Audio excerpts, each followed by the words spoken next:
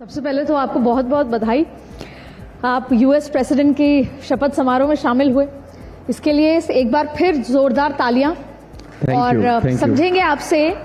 कि जिस फील्ड में आप आगे बढ़ रहे हैं और इतने जबरदस्त जो माइलस्टोन आप अचीव कर रहे हैं वो कैसे कर पाए, जिसमें खास तौर पर आपने नए दायित्व को संभालते हुए सुपर स्पेशलिटी मॉडर्न होम्योपैथी को भारत के बाहर यानी कि ब्रिक्स में भी इसका सेटअप पूरा किया है। कैसे कर पाए और ये सफर आप कैसे अचीव कर पा रहे हैं?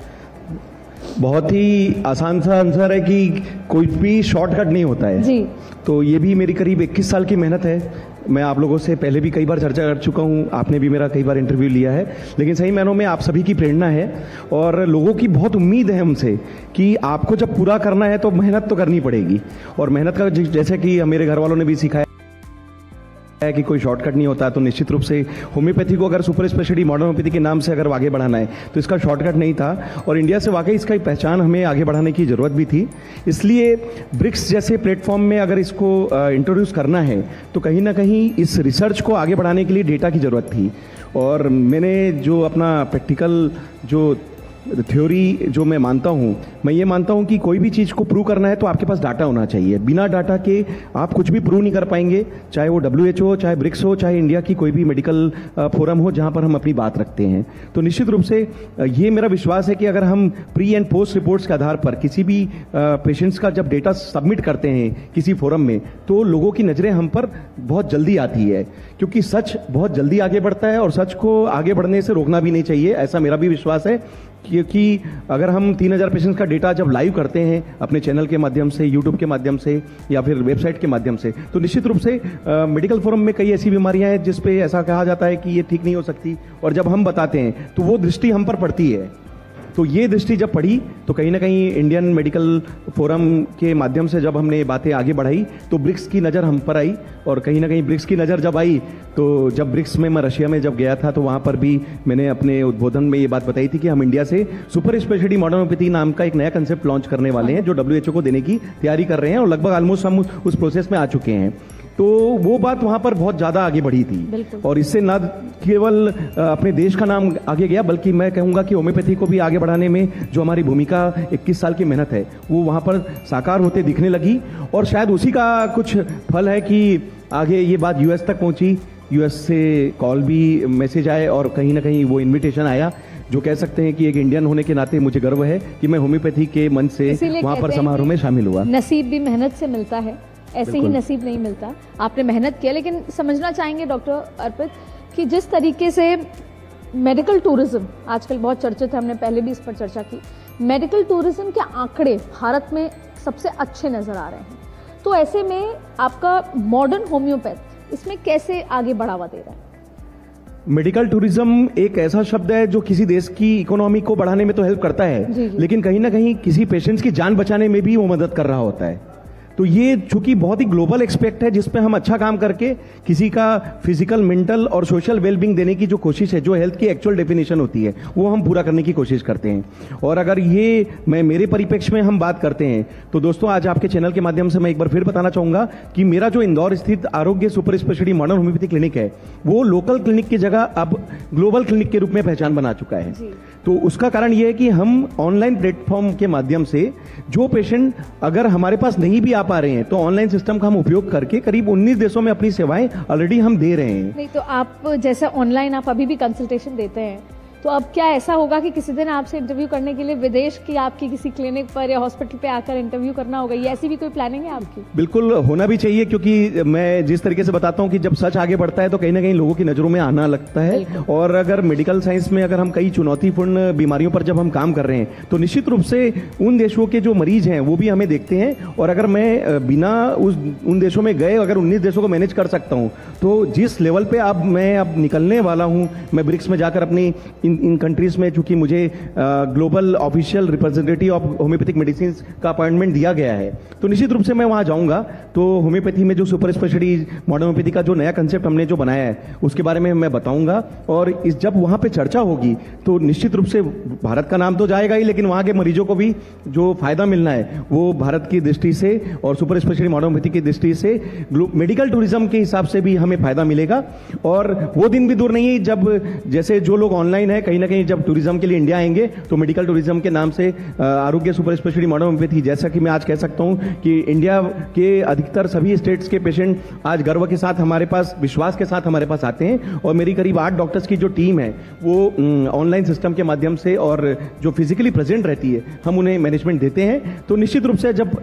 फॉरेन से भी लोग आएंगे तो उसका फायदा भी होम्योपैथी को मिलेगा और भारत का नाम भी आगे जाएगा, ऐसा मेरा विश्वास है। भारत के नाम के आगे जाने के जिक्र में WHO आपको और आपके काम को बहुत बारीकी से देख रहा है, उस आंकड़ों को बहुत बारीकी से समझ रहा है। अगर भविष्य में कभी ऐसा मौका मिलता है कि WHO भारत के प्रतिनिधित्व के तौर पर आप रिप्रेजेंट करते हैं, तो क्या आप इस मौके को अपनाएंगे?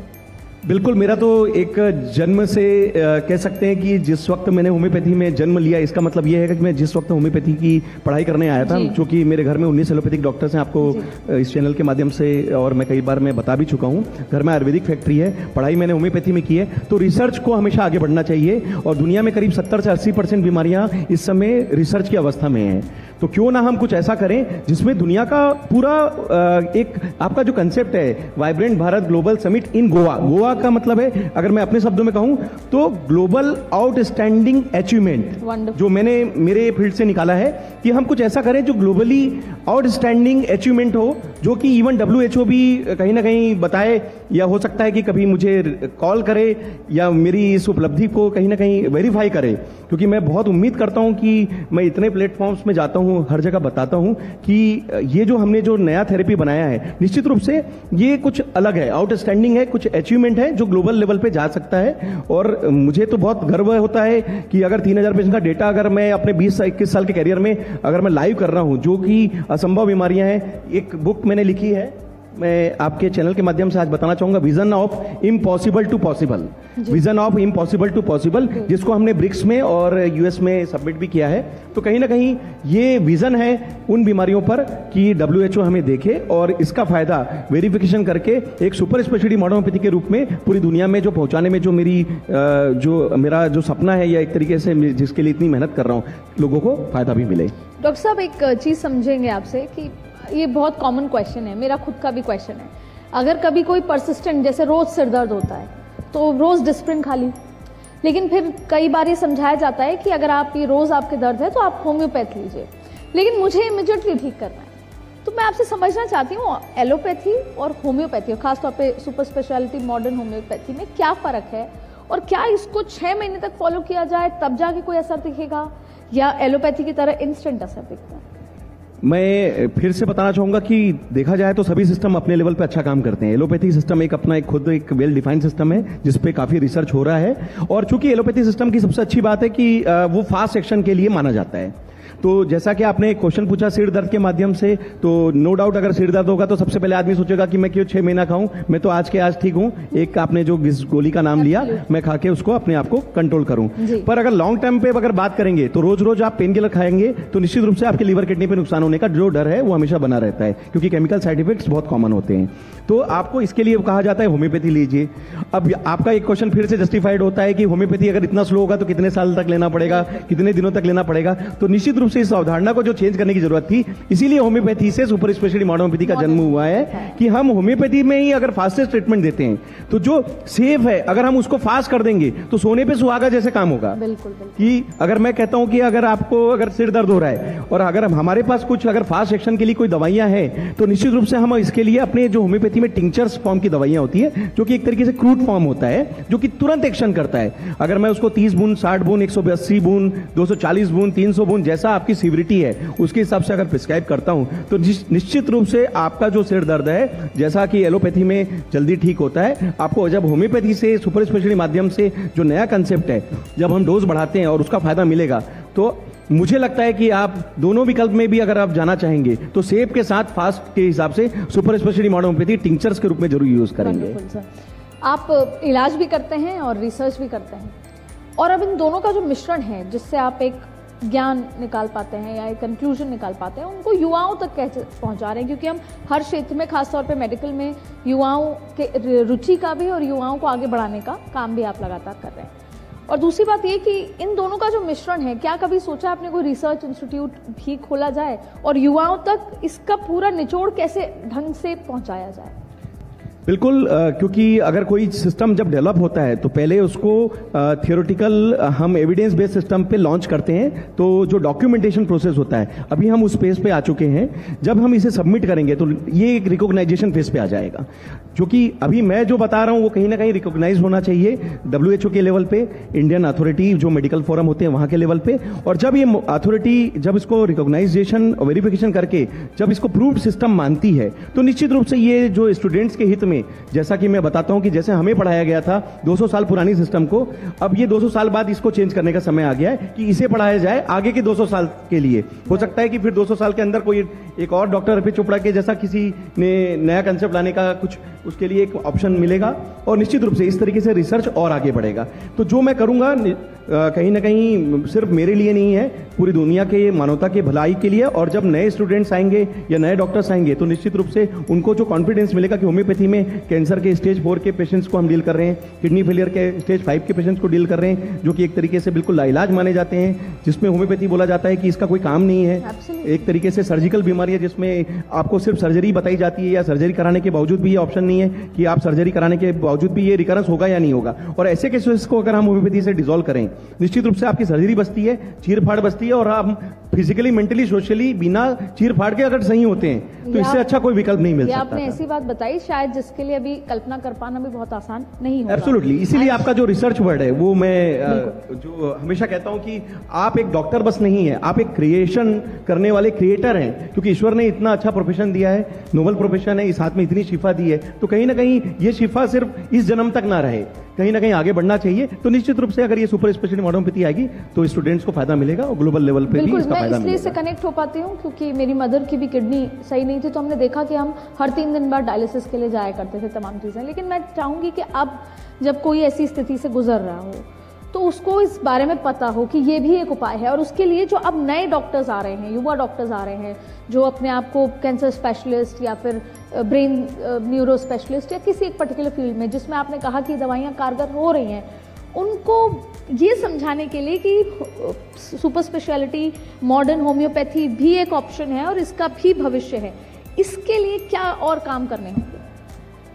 जो मेरे पेशेंट्स का डेटा होता है वो आपका सबसे बड़ा कॉन्फिडेंस बनता है। जब कोई पेशेंट 2004 में मेरे पास पहली बार आके अगर पूछता था कि सर आपने कैंसर के कितने पेशेंट ठीक किए, किडनी फेलियर के कितने पेशेंट ठीक किए, तो शायद वो मेरा बिगिनिंग स्टेज था, मेरे पास ये क्वेश्चन था लेकिन आंसर नहीं था। बिल्कुल बिल्कुल। आज 2025 में हम उल्टी बात करेंगे, आज ये क्वेश्चन 2004 का ही है लेकिन आंसर के लिए 3000 पेशेंट का डेटा ऑलरेडी तैयार हो चुका है। तो कहीं ना कहीं जो हमारा कॉन्फिडेंस है हमारा पेशेंट का डेटा है, और वही कॉन्फिडेंस हमें और सीखने के लिए उत्प्रेरित भी करता है। और क्योंकि रिसर्च का कोई एंड नहीं हो सकता, जहां मैं फेल होता हूं वहां मैं और ज्यादा रिसर्च करने वाला हूं, जहां मेरी निंदा होती है वहां मैं और उनसे ज्यादा सीख के और कुछ नया लाने की सोचूंगा। क्योंकि जो कुछ करना है, किडनी फेलियर के बारे में अगर आप बात करें तो निश्चित रूप से अगर हम किडनी फेलियर में अगर किसी पेशेंट की डायलिसिस बचा पाते हैं, या कि अगर आप मेरे चैनल के माध्यम से अगर जाने तो किडनी फेलियर में करीब 21 क्रिएटिनिन तक के पेशेंट्स ने सुपर स्पेशलिटी होम्योपैथी से अपनी क्रिएटिनिन लेवल को पूरा तरीके से नॉर्मल किया। तो निश्चित रूप से उसके लिए वो किसी जीवन दान से कम नहीं था कि उसे डायलिसिस नहीं कराना पड़े, किडनी ट्रांसप्लांट का जो एक मन में डर है उससे उसको जूझना ना पड़े, और आज भी वो बिना किसी डायलिसिस या बिना ट्रांसप्लांट के स्वस्थ जीवन जी रहे हैं, फिजिकली, मेंटली, सोशल वेलबींग लेकर अपनी समाज में भूमिका अच्छे से निभा। और मोर देन दैट मुझे लगता है कि अगर कोई किडनी ट्रांसप्लांट या लीवर ट्रांसप्लांट जैसी चीज़ें कराना चाहे तो एक ह्यूज अमाउंट ऑफ मनी। पहली बात तो लीवर ट्रांसप्लांट भारत में संभव ही नहीं था आज से कुछ सालों पहले तक, तो उसके लिए आपको विदेश जाना होगा, फिर आपके पास शायद पूरा जीवन में जो कमाया हुआ है और फिर लोन लिया हुआ आपको देना होगा। तो इकोनॉमिकली कितना कारगर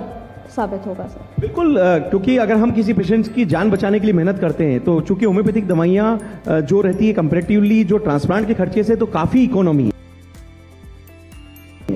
काफी इकोनॉमी है। मतलब अगर हम बात करें कि अगर किसी का इतना पैसा अगर लग रहा है, कई लोग तो अपना घर परिवार मतलब कह सकते हैं कि घर बेच के ट्रांसप्लांट कराते हैं। मैंने कई पेशेंट्स के अनुभव सुने हैं कि उन्होंने इतने लाखों करोड़ों रुपए लगाए लेकिन उसके बावजूद भी अगर उनको उसका रिजल्ट नहीं मिला तो वो रिस्क फैक्टर हमेशा दिमाग में रहता है और इस बीच में उनका काफी पैसा जा भी चुका है। पर चूंकि ये कॉस्ट की बात है, मैं होम्योपैथी के बारे में इस चैनल के माध्यम से मैसेज देना चाहूंगा कि होम्योपैथी का जो सिस्टम है वो कॉस्ट इफेक्टिव सिस्टम है और एक अच्छी बात यह कि अगर सुपर स्पेशलिटी मॉडर्न होम्योपैथी के माध्यम से अगर हम किसी का ट्रांसप्लांट बचा रहे हैं या एक तरीके से नेचुरल रिस्पांस आपका मेटाबॉलिज्म रिकवर करके आपको ओरिजिनल जो आपका बॉडी का मैकेनिज्म है इम्यूनिटी रिस्पांस वापस दे पा रहे हैं, तो कम से कम पैसों में आप अपना नेचुरल रिस्पांस अगर जब पाते हैं तो मेरे हिसाब से ये आपके लिए बहुत अच्छा चॉइस हो सकता है, पैसे बचाने में भी और कहीं ना कहीं फ्यूचर की सेविंग के लिए भी। बहुत बहुत शुक्रिया डॉक्टर अर्पित। और मैं अगर मुझे अब कभी कोई तकलीफ होगी तो मैं ज़रूर आपको फ़ोन करूंगी। मैं चाहूंगी एलोपैथी से स्विच होऊं। और दूसरी सबसे बड़ी बात है कि जिस तरीके से आप भारत का नाम इतना दुनिया भर में रोशन कर रहे हैं, आप अपनी रिसर्च से, अपने काम से, अपने योगदान से दुनिया भर में इसे रोशन कीजिए। मेरी तरफ से, भारत 24 की तरफ से और यहाँ मौजूद सभी लोगों की तरफ से आपको बहुत बहुत पहले से ही best wishes and many congratulations in advance. Thank you. आप सभी को बहुत बहुत धन्यवाद।